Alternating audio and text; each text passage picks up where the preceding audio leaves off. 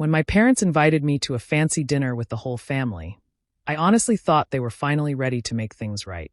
We hadn't been close in years, not since I started pulling away from the constant comparisons to my brother.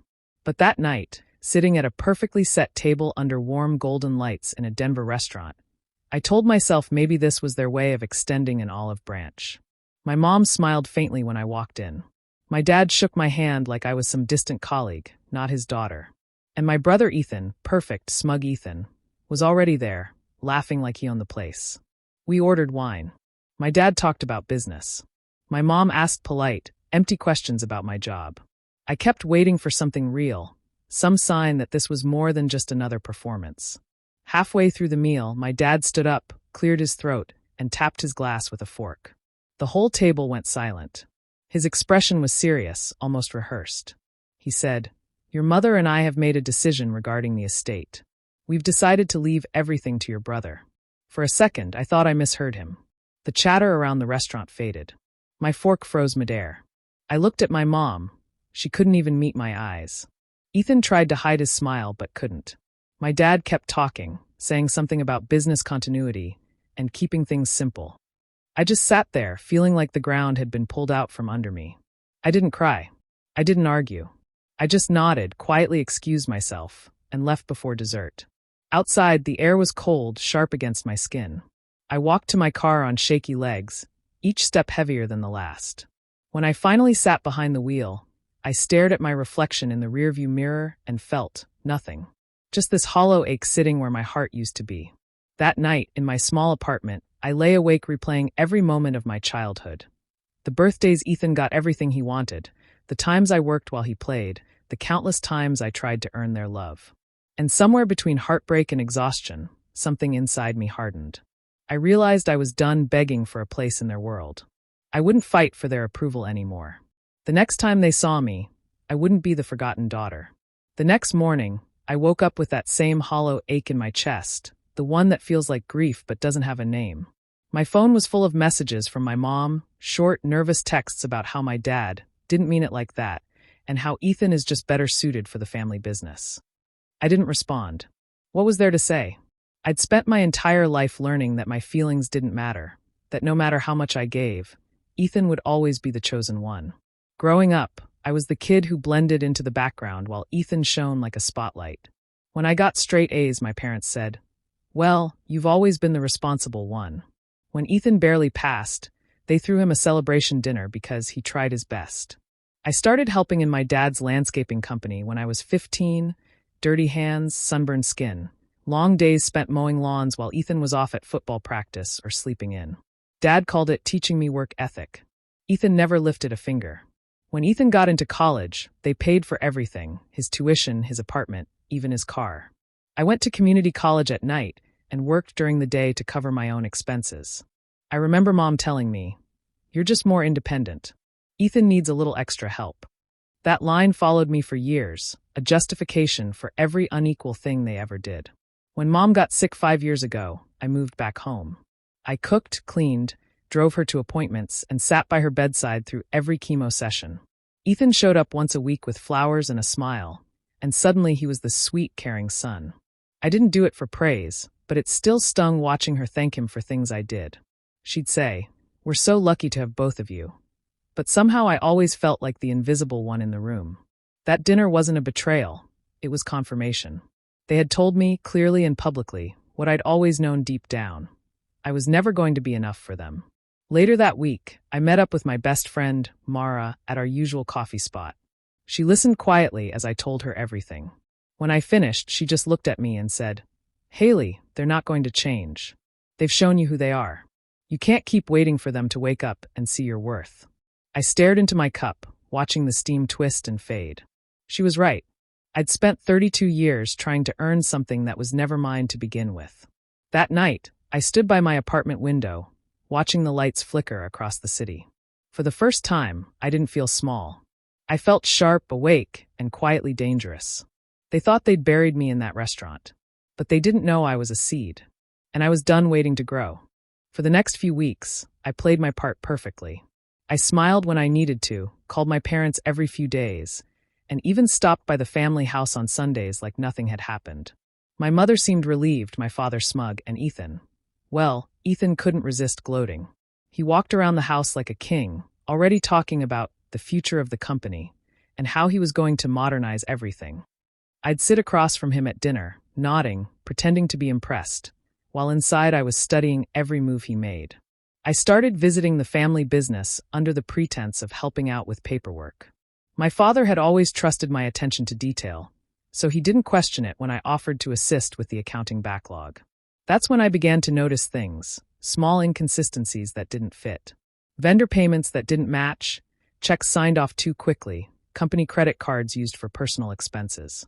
It wasn't enough to accuse anyone, but it was enough to make me curious. Ethan had never been good with money, even when we were kids. He'd borrow from me and forget to pay it back, lose cash, spend impulsively. Now, he was doing it on a much larger scale. I overheard him one afternoon on the phone in my father's office, his voice low and panicked. He mentioned covering a balance, and another week, I promise. When he saw me standing there, he froze. I smiled, said nothing, and walked away. From that moment, I started collecting pieces, copies of invoices, transaction records, emails. I didn't know exactly what I would do with them yet, but I knew one thing for certain: knowledge was power. And I was done being powerless. My silence unsettled them. My father would ask, "You seem different lately. Everything okay?" My mother would study my face during dinner, her expression cautious. Ethan became more defensive, snapping at small things. "You don't need to worry about business stuff anymore, Haley," he'd say, laughing nervously. "Dad trusts me with that." I'd just smile and reply, "Of course he does." Behind that calm smile, though, I was watching everything. I knew the contractors who were overpaid, the clients who had quietly pulled back because of Ethan's arrogance, the employees who were getting frustrated with his temper. Every little detail was another thread in the web I was weaving. At night, I'd sit at my kitchen table surrounded by papers, highlighted lines, and saved emails. The more I uncovered, the clearer it became. Ethan wasn't just careless. He was reckless. And one day, that recklessness would be his downfall. My mother called one evening and said softly, "You've been so quiet lately, sweetheart. Are you sure you're okay?" I told her I was fine, that I'd finally accepted everything. But when I hung up, I couldn't help but smile to myself. Acceptance wasn't the right word. I wasn't accepting. I was preparing. It happened on a Thursday afternoon, the kind of day that felt too ordinary to hold something so heavy. I was in the office sorting through invoices when I noticed a payment slip that didn't make sense. It was a check written to a company I didn't recognize, a vendor that didn't exist in any of our records. The amount wasn't huge, but the signature at the bottom made my blood run cold. It was my father's. Only it wasn't. I'd seen his handwriting my entire life. The loop in the R of Robert was off, the slant of the letters too sharp. Someone had forged it. I sat there for a long time, staring at that piece of paper, my heart pounding. A week ago, I might have doubted myself. But now I knew better. I started digging deeper, cross-checking every recent transaction Ethan had handled. The more I looked, the worse it got. Payments to phantom companies, duplicate invoices, checks that bounced and were quietly replaced. It wasn't just sloppiness, it was deliberate. Ethan had been siphoning money from the company for months, maybe longer. I traced the payments through our digital accounts, and after hours of digging, I found the destination, a private account under a fake company name. But the registration trail led right back to him. Ethan Carter. My brother, the golden child, the heir apparent, was robbing our father blind. I didn't know what to feel at first. Anger? Betrayal? Maybe a bit of satisfaction. I thought of every time my father had praised Ethan's business instincts. Every time my mother said, "You should learn from your brother." Now I was learning. All right, learning exactly what kind of man they'd chosen over me. I started printing everything: invoices, transfer records, emails. I made digital copies, uploaded backups to a private drive, and stored physical files in a box under my bed. Every piece of evidence was like another stone in the foundation I was quietly building beneath their feet. I wasn't planning to expose him yet. Not until it mattered. Not until the damage was too big for anyone to ignore. That night, I sat on my couch with the papers spread out in front of me. The city lights flickered through my window, and for the first time in years, I didn't feel small. I felt in control. Ethan thought he was untouchable, that Dad's love would protect him from everything. But I knew better now. Love had blinded them, and I was the only one seeing clearly. I didn't need to scream, argue, or demand fairness. I didn't need to beg for a place at their table. They were already digging their own graves.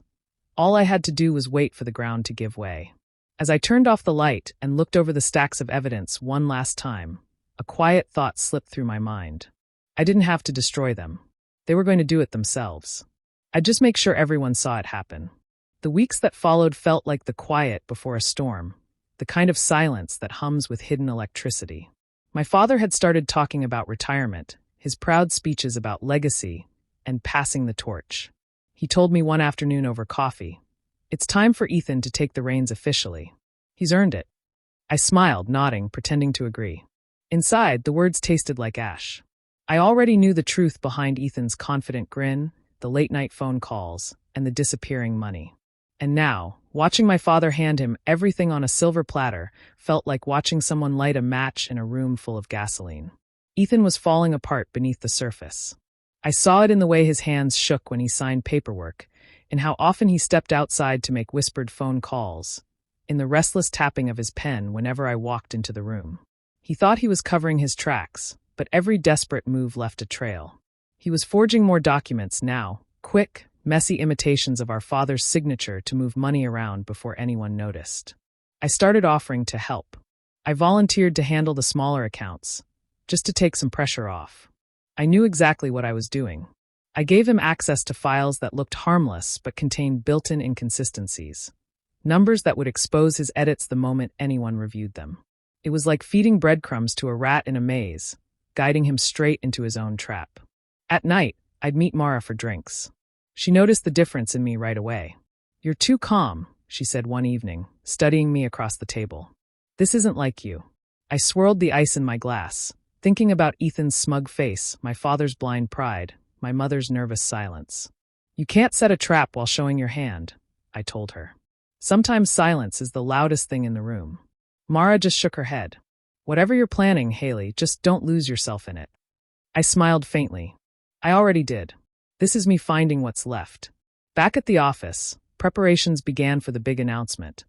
An elegant dinner to introduce Ethan as the official successor of Carter Landscaping. My father was glowing with pride, my mother fussing over guest lists, Ethan pretending to be modest while soaking up the attention. They even asked me to help with the event planning, as if including me now would make up for years of neglect. I agreed without hesitation. Every time Ethan thanked me for my support, it took everything in me not to laugh. He had no idea the walls were closing in. The more confident he became, the more reckless his mistakes grew. I didn't need to push him.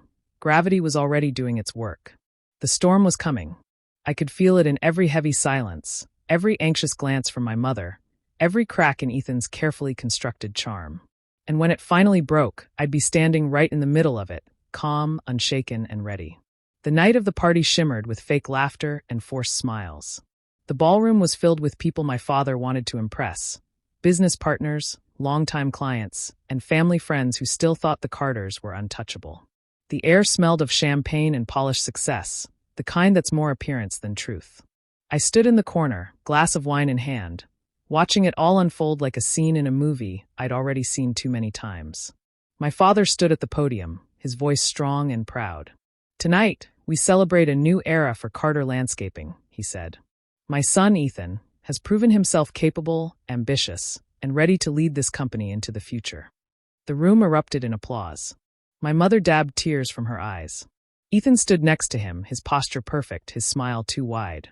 I took a slow sip of wine, letting the bitterness sit on my tongue like the truth I wasn't ready to reveal. At least not yet. When it was Ethan's turn to speak, he swaggered to the microphone, all charm and confidence.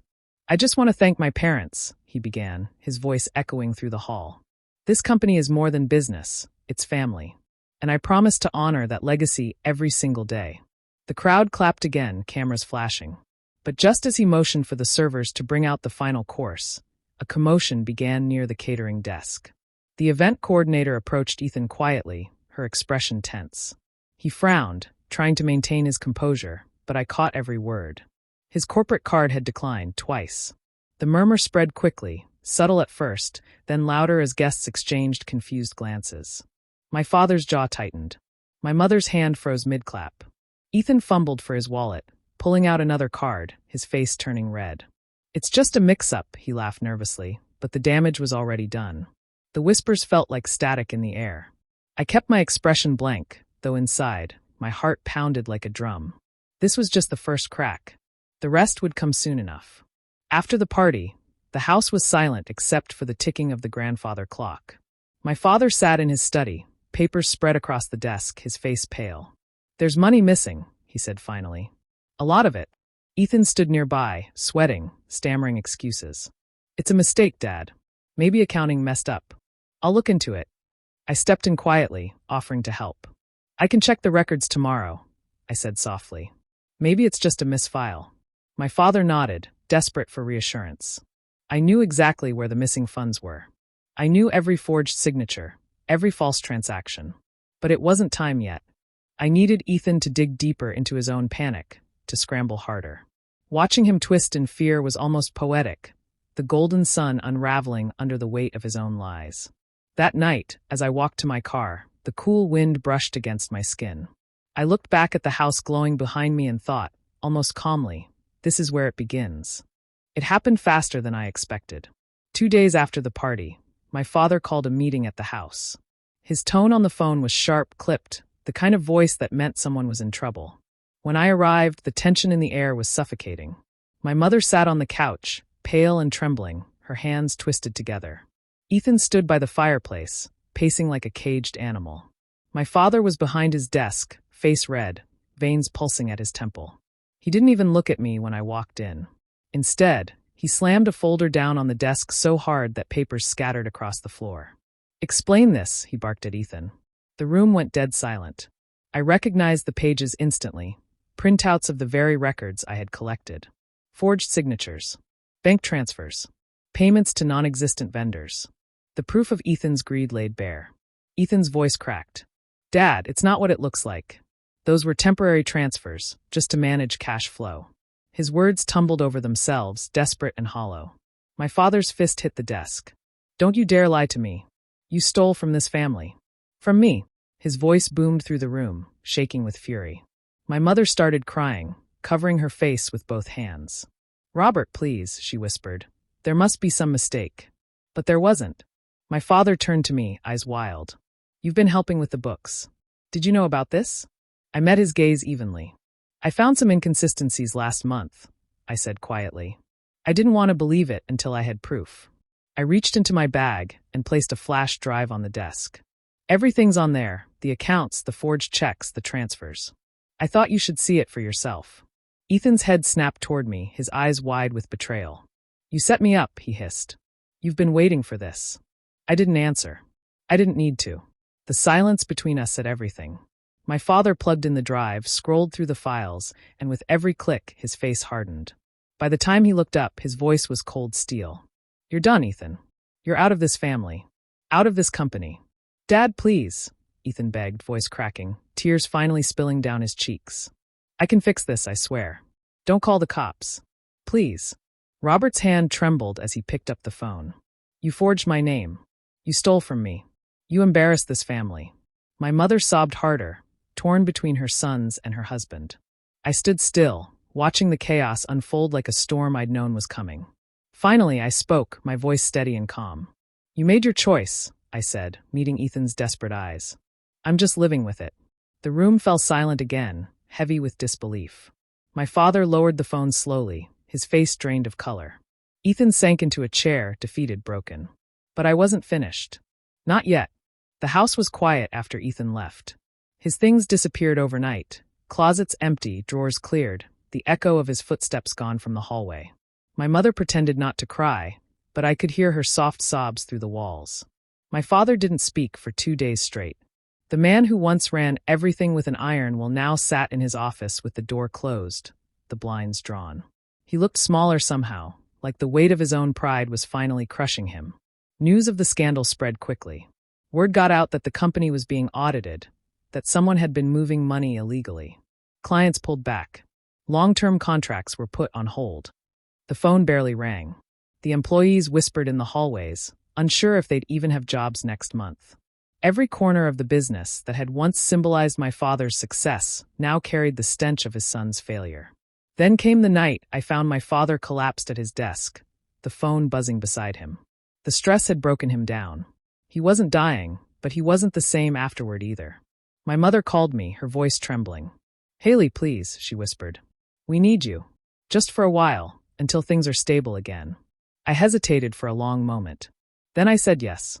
Not out of love, but because I knew if I walked away now, the company would die completely, and with it, every person who'd ever worked to build it.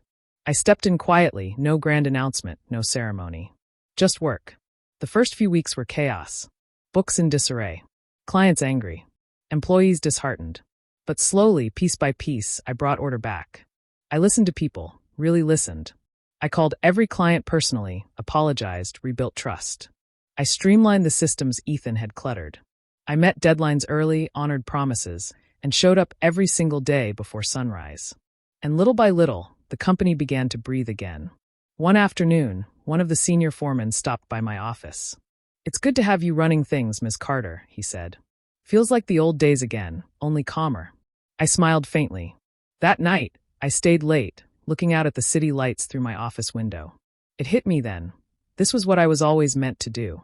Not to prove them wrong, but because I could. When my father finally gathered the strength to visit the office, he stood in the doorway watching me work. His face was lined with exhaustion, regret shadowing his eyes. "You should have been the one all along," he said quietly. "I see that now." I didn't answer right away. I just looked at him, then back at the papers in front of me. "It's okay," I said softly. "Everything's where it should be now." But as he turned to leave, I felt no joy in his words. Only justice, quiet, sharp, and final. The kind that doesn't come from winning, but from surviving long enough to watch the truth reveal itself. The sky was gray the morning my father died. Not the kind of gray that promises rain, just that dull, heavy color that hangs over you when the world decides to go still. The call came from my mother just after sunrise. Her voice was small, trembling, and when she said his name, I already knew. I drove to the house in silence, the road blurring under the weight of everything unsaid between us. The front door was open. My mother sat at the kitchen table, her hands wrapped around a mug that had long gone cold. She didn't cry. She just looked at me and said, "He went in his sleep." The funeral was quiet, almost painfully so. No grand speeches, no flowery eulogies. Just a handful of people who remembered the man he used to be, not the one who'd fallen apart in the end. I stood by his casket, staring at the lines of his face, hardened even in death. There was no peace there, not really. Just the silence of a man who'd lived too long by pride and too little by love. Days later, the lawyer confirmed what I already expected. There was no updated will.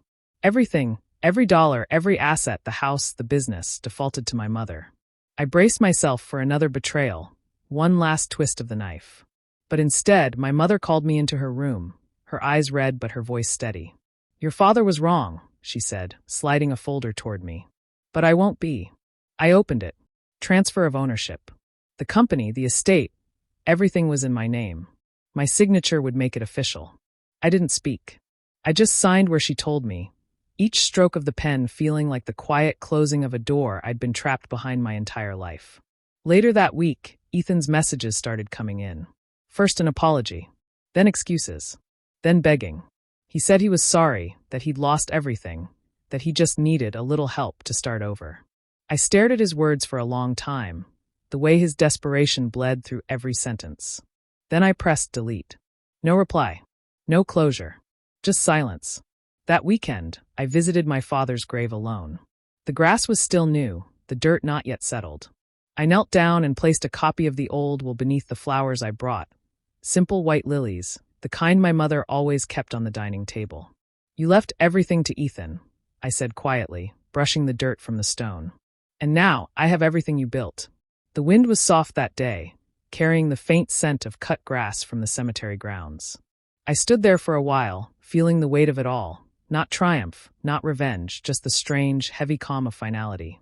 Then I turned and walked away, leaving the will beneath the flowers, letting the past rest exactly where it belonged. Months passed, and the world slowly found its rhythm again. The company that once felt like a battlefield now hummed with quiet order under Haley's steady hand. Gone were the shouting matches in the boardroom, the nervous glances of employees uncertain who truly led. Under her, things simply worked. She didn't rule with fear or ego. She led with calm precision, the kind that came from finally knowing her worth. Mornings began with coffee on the balcony overlooking the city. The same skyline that once mocked her ambition now felt like a companion, rising with her each day. She checked emails, reviewed numbers, made decisions that shaped lives, not out of revenge anymore, but out of purpose. The business flourished, not through dominance, but through quiet competence. Clients who once hesitated to trust her now praised her professionalism. Employees spoke of her fairness, her empathy. Her mother visited sometimes, aging faster now, softer around the edges. They didn't talk much about the past. Some things were better left unspoken. One afternoon, while sharing tea, Denise looked at her daughter and said, "You remind me of your father, only stronger." It wasn't meant as flattery, but Haley took it as truth. Strength wasn't loud. It didn't need applause. It existed quietly, like steel beneath silk. Ethan remained a ghost in the background, whispers of him drifting through the family circle. He'd tried a few ventures, each one collapsing under the weight of his own arrogance. Once, Haley received a letter in his handwriting, full of apologies and regret. She read it, folded it neatly, and tucked it away in a drawer. Not out of bitterness, but because she no longer needed anything from him. Not his guilt, not his forgiveness. Her revenge had already run its course. It wasn't in the public downfall of her brother, or the inheritance that eventually bore her name. It was in the way she carried herself now, with quiet confidence, with peace that couldn't be bought or taken away. Some evenings, she'd walk through the company garden, where the old family name still gleamed on the stone sign. The same business her father once said she wasn't suited for now stood as proof of everything she had become. The wind moved through the trees, whispering against her skin, and she thought of the girl she used to be, the one who begged to be seen, to be loved, to be enough. "They taught me I was nothing," she whispered to herself, standing under the fading sunset. "I proved I was everything they needed." The words weren't bitter, just true. She didn't need the world to see her triumph. The silence around her was enough, steady, powerful, unbreakable. As the last light dipped below the horizon, Haley turned back toward the office. Tomorrow would come, and she would face it the same way she faced everything now. Not with noise or fury, but with the quiet strength of someone who had already won. "Do you think I went too far, or did they finally get what they deserved? Tell me what you'd have done in my place. And if my story hit you deep, make sure to like, share, and subscribe for more stories like this."